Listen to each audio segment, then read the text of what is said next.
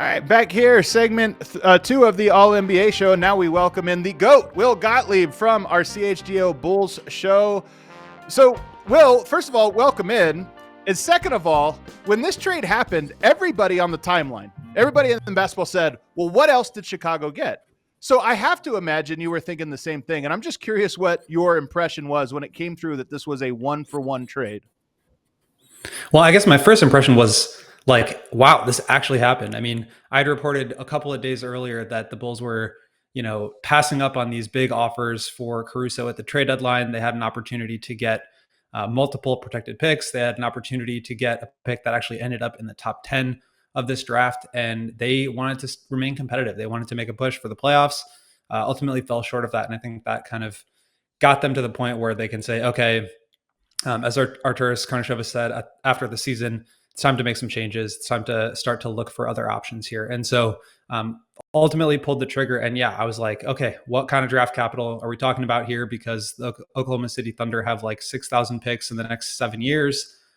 This is a great opportunity to like give the Thunder a guy that really fits with where they're going, can really help them. And now you get a good young player in Giddey, who I like. I think maybe a little bit more than consensus, but like, and a handful of picks here. I mean, this is going to be great. And then nothing comes in.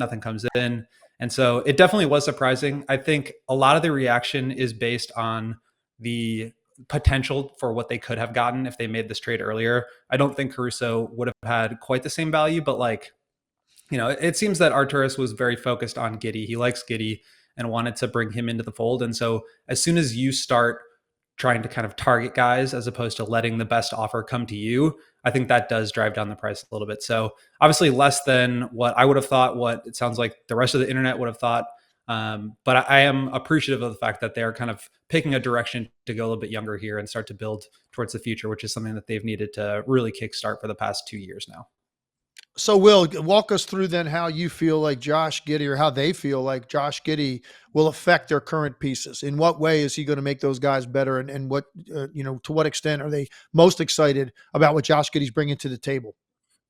I think the big question is, what are the next pieces? Because this to me indicates that there's going to be further change. I think there needs to be. Right now, they're kind of in sort of a standoff between like, can they trade Zach LaVine in order to create the space to bring DeRozan back?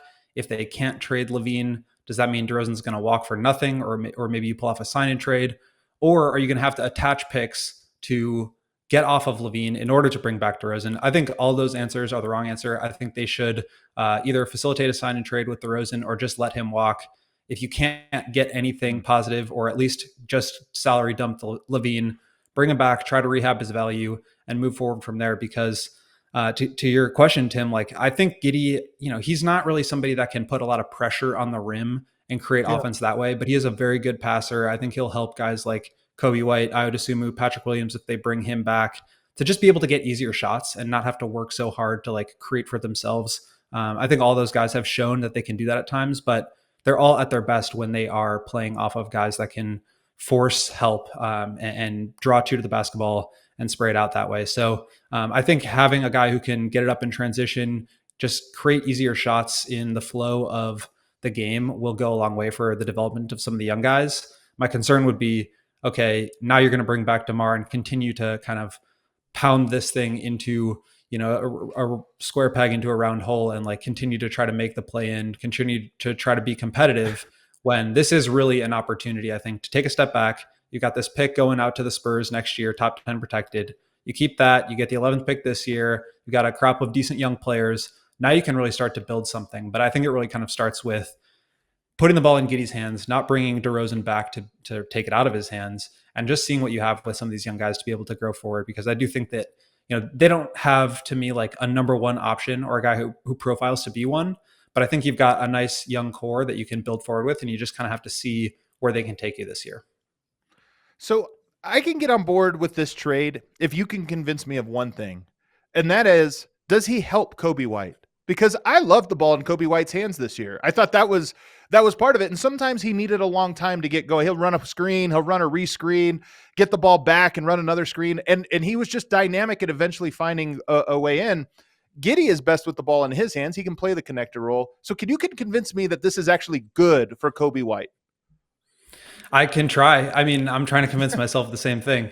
It really does come back to DeRozan. DeRozan was like a 33 usage player in the second half of last year. So the ball does need to kind of, they need to spread out the usage a little bit. And I think if you do move off of DeRozan, if you do move off of LaVine, I mean, Giddey, he's not going to be a 30 usage player. So even still, I think Kobe has a chance to have the ball in his hands a little bit more. But you put him in actions where he's coming off of double drag screens. Maybe they run some floppy for him. Just get him on the move a little bit more to where he can get the ball going downhill with an advantage. I think that really benefits Kobe. I think you could say the same thing about Patrick and Io. So this does make a little bit of sense to me, but I think the real question is like, now what do you do about putting pressure on the rim? Because Giddey, he can like get to that little floater, he can get in the paint, but he's not really like putting pressure on the rim on a very consistent basis. Maybe you find a guy who can do that in this draft. I like Topic, I like Isaiah Collier, but it seems like drafting another guard is like maybe not the move for them. So we'll just kind of see how that plays out. But I do think that just getting younger, getting faster, creating a little bit easier of offense can help Kobe. But I also see Kobe getting a little bit of a bump in usage now if DeRozan leaves.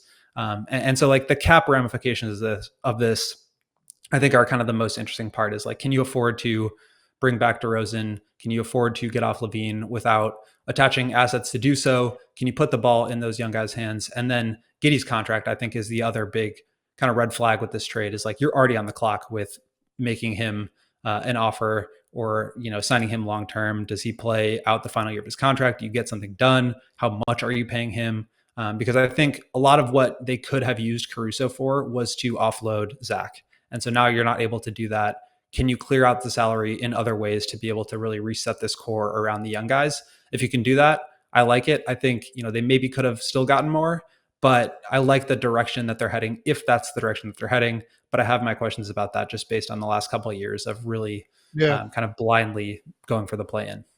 You and I talked about this a couple times this season. It like we were all expecting it. Okay, once the LaVine's rumors started, it seemed like okay they're going to head down that road, and it wouldn't be the worst thing to not win a ton of games next year with Cooper Flagg sitting out there the following year in the draft. I will throw my 2 cents in there.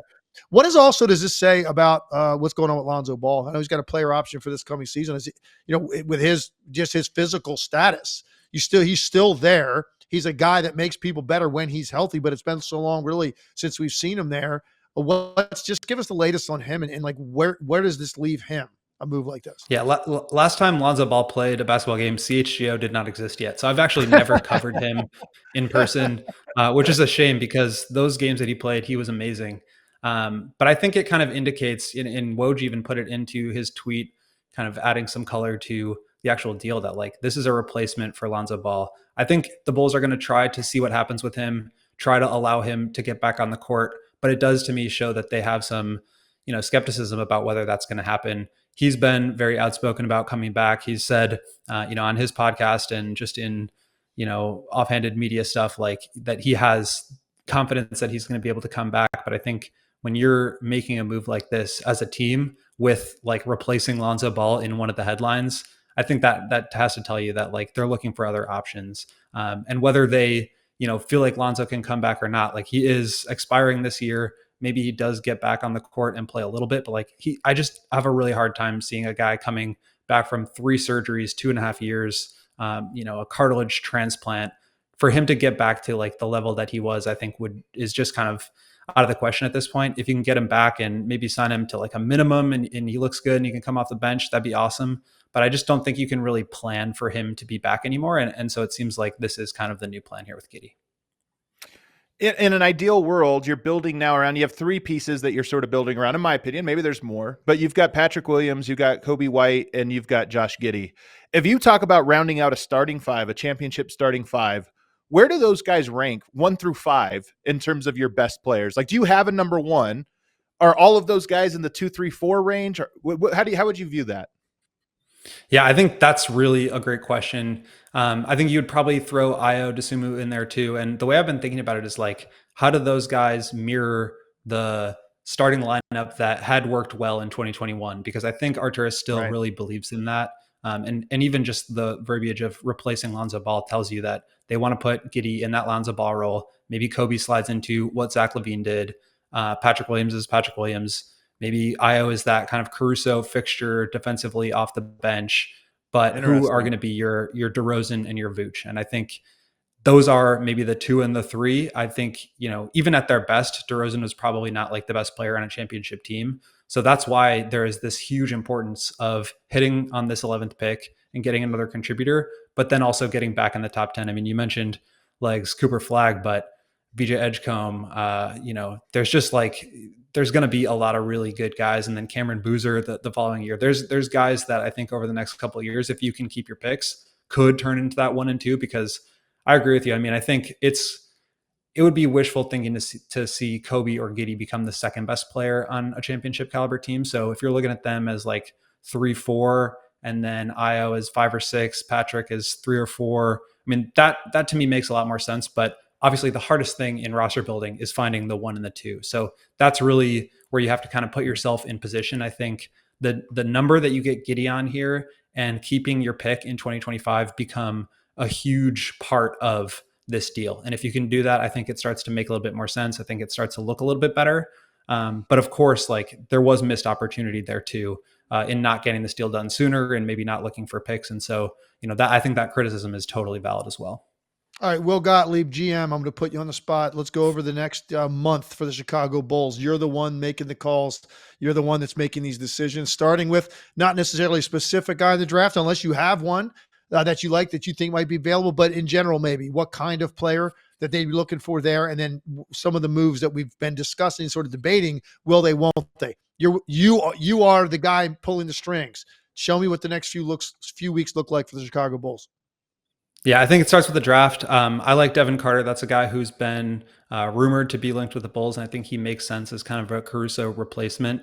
But I think part of the Giddey deal is the fact that, it really does seem like Arturas was targeting him. And I think that comes with the understanding that you're probably not going to be able to get a guy you really like for Zach LaVine or for DeMar DeRozan. So at this point, if I'm making the calls here, I'm either facilitating a sign and trade wherever DeRozan wants to go, get whatever I can back for him, whether it's late first draft capital or second round picks even. But the priority would be clearing cap space. And then you look to do the same with Zach. If you can get off of him without having to attach an Io DeSumo, a future draft pick, I would do it, just because I think you get a lot of resolution from moving on, because that sort of marriage it's time for it to end. So if you do have to get yourself, attach an asset to Zach, I think it probably makes more sense to keep him right now. You can't really enter a rebuild or a retool in a situation where you are down draft picks. So I would not do that. I would not attach Io to move him. And I would just try to let him get to a point where he's playing a little bit better and try to move him at the deadline. I think you could say the same thing about Vucevic, but to me, it's you move on from the older players. You put the ball in the hands of Giddey, Kobe. You bring back Patrick Williams. I think, I'd feel comfortable up to maybe 20, 22 million, which sounds like a lot, but in a year or two, that's going to be average starter, high mid-level exception type of money. But I think keeping that young core together, and then just adding around them in a scenario where you can help them put pieces around them to make them better, whether that's adding 3-point shooting and defense, rim protection. This defense is going to be really bad next year without Caruso. Can you put a backline defender in there? Maybe it's a Khalil Ware in the draft, or Deron Holmes, one of these guys, and you could just protect against the defense really suffering. But I would be okay with having a down year next year, clearing out the books, and then really starting to move forward with cap space and young players from there. I'm sure you would be, Gil, Will, because I tuned in during Kobe White's play-in incredible game. I tuned into CHGO. There was almost disappointment from our guys, David and Peck. As great of a game as that was, they were hoping to fall in the draft, not rise in it.